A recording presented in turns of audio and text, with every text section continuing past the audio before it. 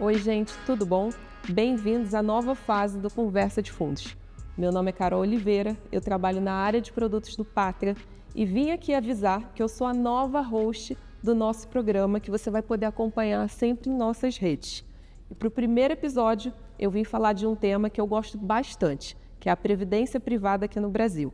Para isso, eu trouxe o Lucas Kanner, que trabalha na XP Investimentos, para a gente falar desse tema que é tão importante e que já tem mais de R$ 1 trilhão aqui no Brasil. Lucas, se você pudesse apresentar. Claro, eu estou lisonjeado com o convite, antes de mais nada, obrigado, Carol. Mas meu nome é Lucas Kanner, eu trabalho na XP vou fazer 8 anos no final desse ano. Sou coordenador comercial do time de Previdência e sócio do Grupo XP Inc. O bom é que o Lucas ele pôde acompanhar nesses últimos 8 anos toda a evolução de mercado de previdência. E aí, se você puder contar um pouquinho para a gente, né? Eu acho que muita gente vê a tia, a avó, os pais falarem de previdência e acham que é um produto super desatualizado e que não combina com o seu fit de carteira. Então, conta para a gente como é que o mercado de previdência vem evoluindo desde que você chegou até agora, nesse total de 8 anos. É muito curioso, né? Porque eu brinco que apesar de eu ter aí 7 anos e meio no mercado de previdência, e esse mercado para ter 1 trilhão já existe há muito tempo, mas eu pude, mesmo com 8 anos de experiência quase, participar de, eu diria que a maioria das evoluções que trouxeram inúmeros benefícios, tanto para quem distribui previdência quanto para o cliente final, né? Então, se eu pudesse citar um exemplo assim, né? Antigamente, se você quisesse investir sua previdência em ações, por exemplo, o máximo que a legislação permitia era que o seu fundo de previdência de ações investisse até 49% do patrimônio do fundo dele em ações. Ou seja, você estava comprando um fundo de ações que só investia metade do patrimônio total dele no ativo que você queria. Super diluído, né? Perfeito. Então, assim, hoje em dia, a gente teve inúmeras evoluções, inclusive não só dos ativos, como, por exemplo, permitir mais aplicações em ações dentro de um fundo. Antes não podia ter risco de variação cambial na previdência dos clientes, hoje pode, e, assim, não à toa tem demanda para isso, né? Mas também o mercado em si, e quando eu digo mercado, é plataforma, é usabilidade. Eu tenho certeza que quem estiver nos escutando que tem uma previdência feita talvez antes de 2016, pergunta como foi o processo de contratação, né? Imagino que teve inúmeras vias físicas para ir lá no banco, assinar, preencher, para daí contratar. Existiam inúmeras taxas que hoje não existem mais. Plataforma mesmo, operacional, para o cliente acompanhar seus investimentos era muito arcaico. Hoje já tem players muito mais tecnológicos no mercado que trouxeram uma certa disrupção nesse sentido para esse mercado. Então, assim, evolução teve muitas, tanto no âmbito de alocação de ativos por parte dos fundos que o cliente escolhe investir a previdência dele, até experiência de usuário, taxas que, na minha concepção, eram taxas abusivas que não fazia sentido nenhum para o cliente final. A XP, inclusive, foi uma pioneira em reduzir, na verdade, em tirar a taxa de carregamento, que era uma taxa que basicamente toda seguradora comia um pedacinho na entrada do aporte do cliente ou no resgate, que não fazia sentido nenhum, né? Então, tivemos muitas evoluções sim, acho que a gente vai falar um pouco aqui das consequências disso também para os clientes finais. É muito bom. Eu acho que o que é legal também é falar aqui, enquanto até sentada na cadeira de uma gestora, é super legal falar que muitos produtos eles eram oferecidos como fundos de investimento e não previdência, e hoje, como a regulação ela foi sendo flexibilizada, esses mandatos, essas estratégias que você só conseguia acessar fora da previdência, você consegue hoje em dia acessar uma estratégia muito parecida ou uma estratégia igual dentro da previdência. Então, a gente está falando de evolução tecnológica, de experiência do cliente e também de mandatos mais flexíveis. O gestor tem mais graus de liberdade para investir. Mas, do ponto de vista do investidor, Lucas, você acha que a cabeça do investidor em relação à previdência, ela já está melhor? O investidor ele investe em ações, como você, por exemplo, citou? Perfeito. Assim, acho que dá para separar a cabeça do investidor em duas principais formas, digamos assim. Uma, o brasileiro por si só não tem educação financeira de poupar, né? Acumular patrimônio para se aposentar tranquilamente, para ter uma sucessão mais tranquila para a família. E isso naturalmente, uma vez que está enraizado na população brasileira, produtos que foram criados justamente para ajudar o brasileiro a acumular, vai encontrar uma certa barreira até que esse educacional seja muito mais pulverizado para a população como um todo, né? Então, essa barreira do brasileiro, se tem no bolso já quer gastar, ela entendo que vai existir ainda por um tempo, mas quem busca essa educação e tenta cada vez mais poupar para o futuro, e daí para longo prazo mesmo, né? Não estou falando aqui de poupar para o ano que vem ou para daqui 2 anos, eu estou falando poupar para daqui 10, 20, 30, 40 anos que seja, né? Tendo esse educacional um pouco mais pulverizado na população, naturalmente vai ajudar o produto de previdência. Mas existe também uma barreira que eu vejo, que muita gente fala que é um preconceito com a previdência, eu falo que é um conceito muito bem formado por fatos passados, que realmente existiam, mas que não existem mais, né? Então, aqui, por exemplo, a gente já citou um dos principais para mim, que era a limitação na alocação. Então, você podia ter um dos gestores mais renomados, por exemplo, o próprio Pátria, hoje um dos mais renomados em crédito privado estruturado. Antigamente, dificilmente o Pátria ia conseguir uma parceria com a XP, por exemplo, para a gente lançar o produto que a gente lançou recentemente, né? A legislação era muito mais engessada, os controles que a legislação necessitava não eram suficientes para tanto a XP como o Pátria estarem confortáveis em oferecer para os clientes finais. Então, essa evolução das leis de alocação, de fato, tiraram a previdência de um mundo engessado e que buscava rentabilidades ruins e majoritariamente em renda fixa, porque ativos mais voláteis, os órgãos reguladores tinham uma cabeça que volatilidade não era para o produto de previdência, porque como é aposentadoria ou sucessão não pode incorrer risco. Mas, por um outro lado, no final é o perfil do investidor que importa, né? Às vezes você é extremamente conservadora, vai investir sua previdência só em renda fixa mesmo, que você pode investir em ativos mais voláteis, enquanto eu tenho um perfil muito mais agressivo e só quero ter minhas previdências em outros tipos de fundos mais agressivos, um fundo de ações, por exemplo, que a gente comentou aqui no começo. Então, eu entendo sim o racional que era feito a legislação antigamente, mas eu entendo e concordo muito mais com a flexibilização que foi feita ao longo dos anos, justamente para permitir uma flexibilidade, uma escolha. No final, você está dando mais liberdade para o investidor entender o que é o ideal para ele e seguir com essa alocação, obviamente, junto com um profissional, um assessor de investimentos, alguém do ramo de investimentos para prestar essa assessoria, né?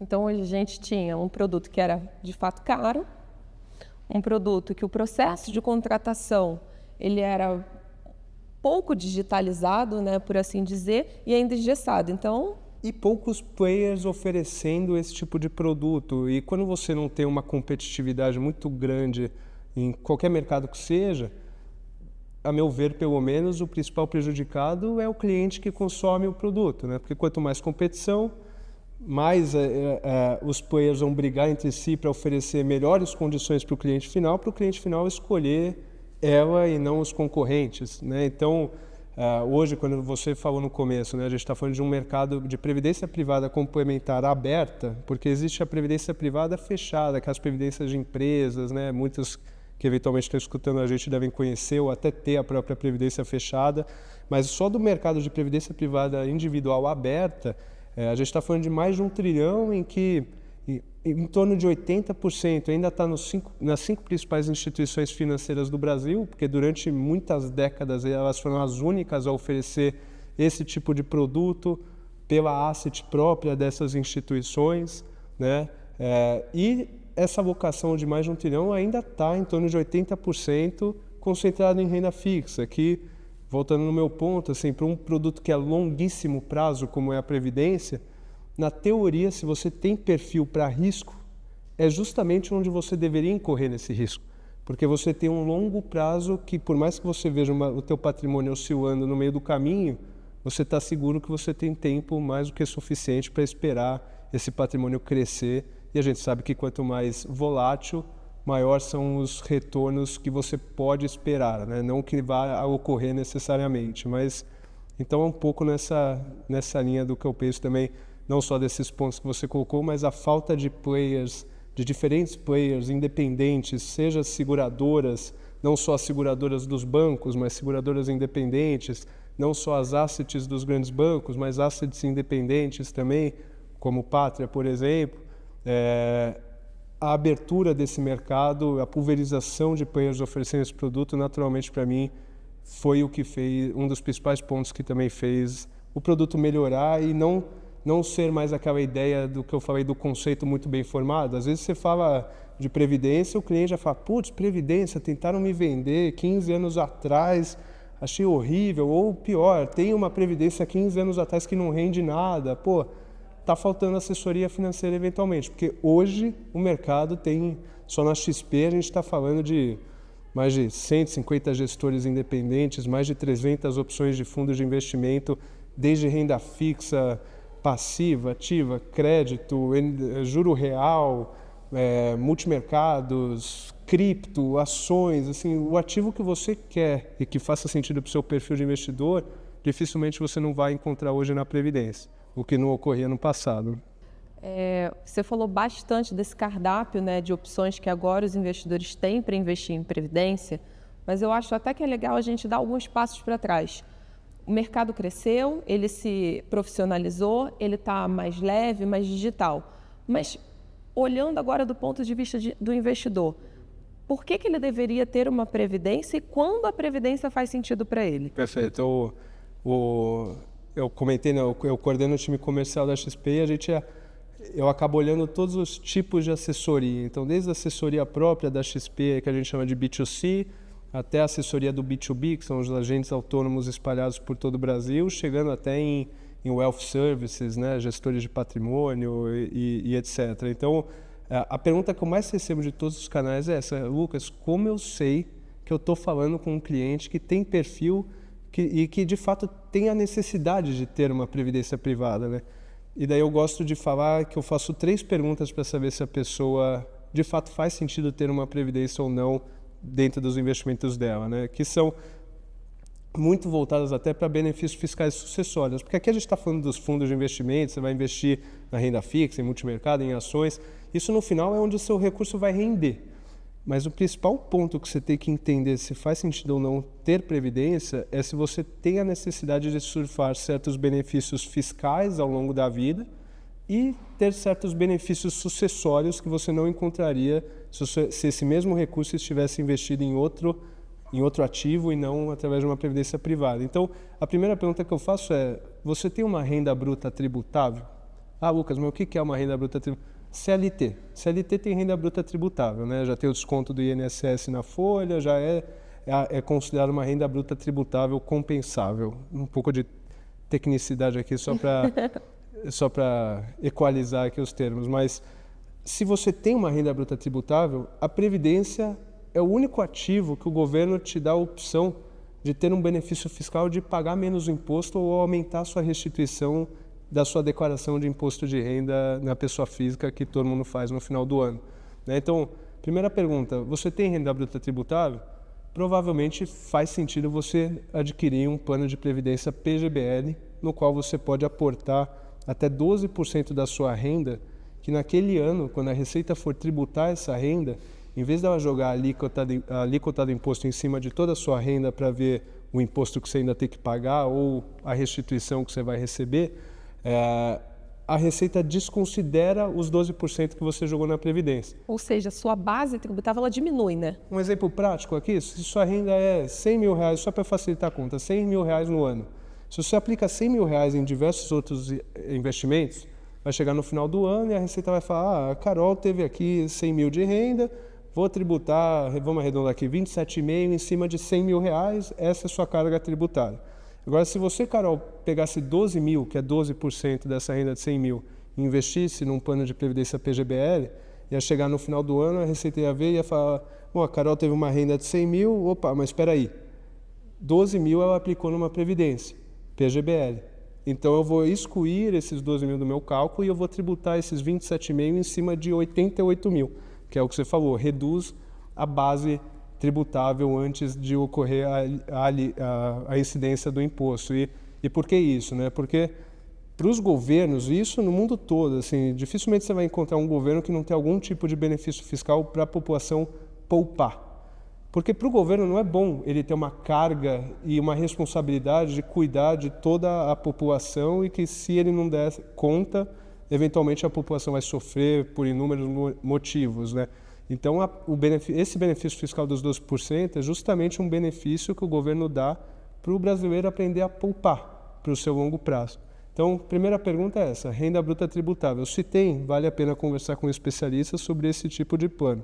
As outras duas perguntas já são mais no âmbito de qual é o horizonte ou qual é o fim que você está querendo ter essa aplicação em previdência. Então, a segunda pergunta que eu faço é, você já tem um planejamento sucessório feito? Você já tem uma previdência ou um seguro de vida, por exemplo? Porque se você não tiver, a previdência também é um dos poucos produtos financeiros que você vai encontrar que te dá certos benefícios fiscais, como, por exemplo, previdência não entra em inventário. Não sei se você ou quem nos assiste já passou por um inventário, mas além da demora que faz, né, com que os herdeiros recebam o patrimônio do falecido, além da demora, os herdeiros têm uma carga tributária para pagar, né? Tem ITCMD, que é o Imposto de Doação e Morte. Tem os custos de inventário, custos advocatícios e cartorários. Então, assim, brincando, a gente pode estar falando dos herdeiros terem que pagar de 6% a 15%, eventualmente, sobre o patrimônio total do inventário para poder acessar. Então, assim, eu já vi herdeiro ter que pedir empréstimo no banco para conseguir acessar um patrimônio estrondoso, milionário de um familiar que veio a falecer, justamente porque esse familiar não tinha nada em previdência e a previdência, por não passar em inventário, eventualmente ia ser pago mais rápido para os beneficiários ou herdeiros legais, se for a escolha, para daí sim, com esse recurso da previdência em mãos, poder com calma desinventariar sem reduzir custo de vida. Então, o planejamento sucessório é um ponto crucial para você entender se faz sentido você ter previdência ou não. Tem renda bruta tributável? Faz sentido falar de PGBL. Não tem um planejamento patrimônio sucessório realizado? Precisa falar com um especialista para ver como a previdência te ajuda a dar uma sucessão mais tranquila para quem você se importa, que vai ficar aqui após a sua perda, né? E um terceiro e último ponto é, qual é o horizonte que você tem para investir com o seu patrimônio? Se você tem nem que seja 1% do seu patrimônio para investir e esquecer lá, que seja por 8, 10, 15, 20 anos, porque a Previdência também é um dos poucos produtos que tem alguns benefícios fiscais que ao longo do período de acumulação, ou seja, enquanto você está viva, eventualmente usando um pouco do recurso aqui ou ali, mas durante a acumulação da Previdência, você tem impostos que não incorrem na Previdência, mas incorrem em outros produtos. Então, um exemplo clássico aqui, né? No mundo de fundos 175, fundos sem ser previdenciários, você tem a incidência do Come Cotas, né? A cada 6 meses é como se tivesse uma antecipação de imposto no seu patrimônio ali, que o governo vai lá e dá uma bicada. Na Previdência não tem. Quando você olha para o fundo aberto, no curto prazo, de fato pode não parecer muito impactante essa antecipação de imposto que você paga. Mas quando você está falando de 10, 20, 30 anos, a gente sabe muito bem que o poder dos juros compostos é enorme, né? Então, o fato de você não ter essa retirada do seu patrimônio a cada 6 meses cria uma bola de neve positiva, que lá na frente você vai ter muito mais patrimônio do que você teria se você investisse a mesma coisa em uma mesma rentabilidade, mas fora da Previdência, né? Então, essas 3 perguntas, para mim, são cruciais.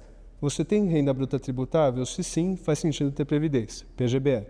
Você tem parte do seu patrimônio, nem que seja 1%, para deixar para o longo prazo esquecer? Se sim, essa parcela tem que estar investida na Previdência, porque dificilmente você vai ter uma otimização fiscal melhor investindo essa parcela em outro lugar. E por último, mas não menos importante, é sucessão. Você já fez alguma coisa para facilitar a passagem do seu patrimônio para os seus herdeiros legais? Ou no caso da Previdência, você pode escolher quem você quer que seja seus beneficiários, né? Isso é muito legal. Eu já tive casos na XP de uma senhora que não tinha mais familiar por perto. Ela deixou 100 beneficiários no plano de previdência dela, para todo mundo que cuidou dela ao longo da vida. Nossa, 100 pessoas. 100 pessoas, motorista, manicure, melhores amigas, cuidador de cachorro, tudo que você pode imaginar estava ali como beneficiário. Então também traz essa flexibilidade de escolha, de direcionamento do seu patrimônio, obviamente sempre respeitando a legítima, né, que é o Código Civil, que, enfim, não vamos entrar no detalhe aqui, mas tem já uma regra do quanto você pode direcionar do seu patrimônio, mas não excedendo 50% do seu patrimônio, que é considerada a parcela livre do seu patrimônio que você pode direcionar para quem você quiser. Na Previdência você pode escolher justamente quais beneficiários você quer e quantos você quer. Nesse caso, era uma senhora com 100 beneficiários. Nossa. E nenhum familiar. Super interessante. Eu acho que também vale a pena falar, Lucas, assim, você falou, a gente não tem essa incidência do Come Cotas. Uma vez a gente ali no Pátria fez um estudo que em 10 anos você conseguia ter cerca de 20% a mais de saldo só porque você não tem essa mordida do leão, tanto em maio quanto em novembro.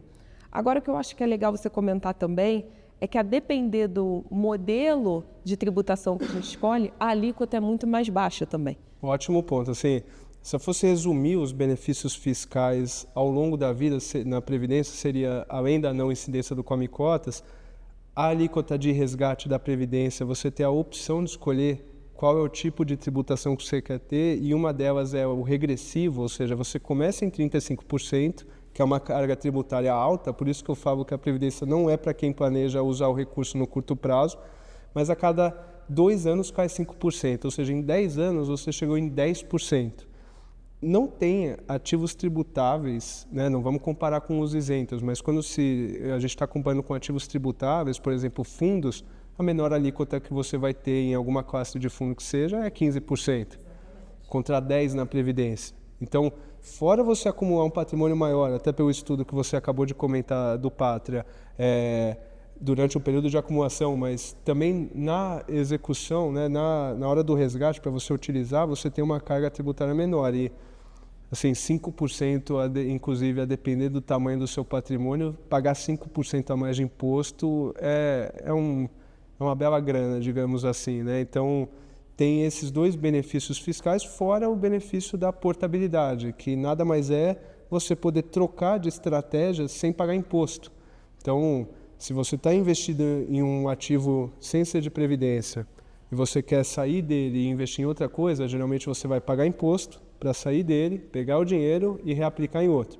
Na Previdência não, você tem esse benefício da portabilidade, ou seja, você pede para sair de um fundo de ações para um fundo de crédito, de um fundo de crédito para um fundo multimercado, qualquer classe que seja, sem pagar imposto. Nada mais é do que o resgate em um fundo e posterior aplicação em outro fundo da sua escolha, sem a necessidade de você pagar imposto. Então, esses, para mim, são os 3 principais pilares de benefícios fiscais ao longo da vida, que é muito importante você ter, desde que você tenha uma parcela do seu patrimônio que você possa deixar para o longo prazo, de fato, conforme eu falei.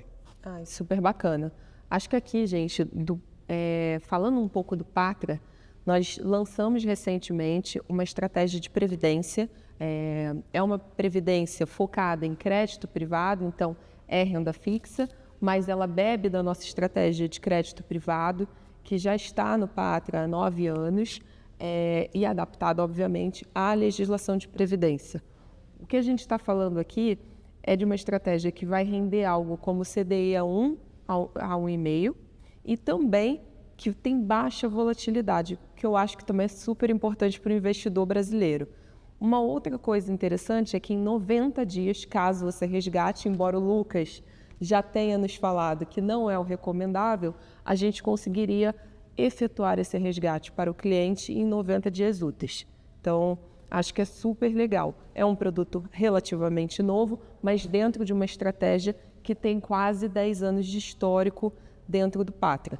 Agora, eu sou suspeito, né? Mas eu posso falar com tranquilidade que dá para contar nos dedos quantas gestoras conseguiriam no Brasil inteiro entregar o trabalho de crédito que o Pátria vem entregando, né? E o Pátria é muito reconhecido por ser muito cauteloso no tipo de crédito que ele coloca nos fundos, faz um controle enorme, parece o FBI do crédito lá dentro, eu brinco. Então, assim, é isso que traz uma certa tranquilidade para nós, XP, podemos distribuir esse tipo de fundo do Pátria para os nossos clientes finais, né? Gente, para a gente encerrar aqui o nosso Conversa de Fundos, eu queria te perguntar, Lucas, assim, para uma pessoa, né, um investidor que nunca investiu em previdência. Então, a gente vai usar aqui o nosso produto, obviamente, o nosso queridinho, Claro. novo fundo. Como é que ele contrataria? O que ele precisa informar? Você falou bastante de PGBL, VGBL, tipo de tributação, mas pensa eu, Carol, vou fazer meu primeiro aporte no fundo do Pátria. O que eu preciso saber e definir na largada? Basicamente, hoje o que você precisa saber é qual é o tipo de plano de previdência ideal para você, que é PGBL ou VGBL, que basicamente se você tem renda bruta tributável e pretende aplicar até 12% dessa renda, aplica num PGBL porque você vai poder abater do seu imposto no final do ano. Ah, Lucas, mas e se eu quiser aplicar 30% da minha renda num PGBL? Aloca numa previdência. Aloca 12% num PGBL e os outros 18% em um VGBL, que é muito similar a um fundo de investimento em termos de o imposto, quando você for resgatar, só incide sobre a parcela de rendimento, você não tem o benefício fiscal do PGBL, então dá para fazer essa mescla de planos, mas é importante você entender o que é ideal para você, PGBL ou VGBL ou uma mescla dos dois, e em qual veículo você quer que o seu recurso esteja rendendo. Então, se você é uma pessoa, que nem você falou, tem um perfil para investir meu recurso em crédito privado. Pô, sei que o Pátria é uma das referências do mercado em crédito, já sei que é PGBL meu caso, quero que o Pátria invista meu dinheiro, são essas duas as principais informações. É claro que se você já souber para quem você quer deixar esse recurso em caso de sucessão, é legal saber quem são esses beneficiários também, mas não é impeditivo, você pode incluir após a contratação também os beneficiários. E o regime tributável, que é o progressivo ou regressivo, aquele que eu falei que você pode escolher qual é o tipo de tributação que você quer, hoje foi uma legislação recente que saiu, hoje você não precisa mais escolher na contratação. E faz muito sentido, porque se você está aplicando para um produto para o longo prazo, é difícil você saber o que vai ser melhor para a Carol daqui 30 anos. Então, essa escolha do tipo de tributação você vai fazer só quando você for realizar o teu primeiro resgate lá no futuro. Então, não é mais uma necessidade de escolha. E é claro que a gente sempre recomenda que nossos clientes conversem com um assessor de investimento, né, um especialista no assunto, para ter certeza que está tomando a decisão que melhor se enquadra para o seu perfil de investidor e para os seus demais investimentos também, né? Muito bacana. Gente, esse foi o primeiro episódio dessa nova fase do Conversa de Fundos. Lucas, eu queria super te agradecer a presença aqui. Acho que previdência, foi o que a gente falou, a previdência complementar, aquilo que vai complementar a nossa renda do INSS, acaba crescendo muito, é representativa no Brasil. A gente já passou de mais de R$1 trilhão nessa indústria e está super fácil você contratar um plano de previdência. Está digitalizado, tem boas opções e tem também bons nomes e boas estratégias para você diversificar. A gente aqui do Pátria acredita que temos um novo produto para contribuir na sua alocação previdenciária e se vocês quiserem saber mais, tanto do produto de previdência que nós acabamos de criar, como também dos novos episódios do Conversa de Fundos, eu peço que vocês nos sigam no YouTube, no LinkedIn, no Instagram e também no Spotify. Foi um prazer ter você aqui com a gente, Lucas, e foi um prazer falar mais uma vez em nome do Conversa de Fundos.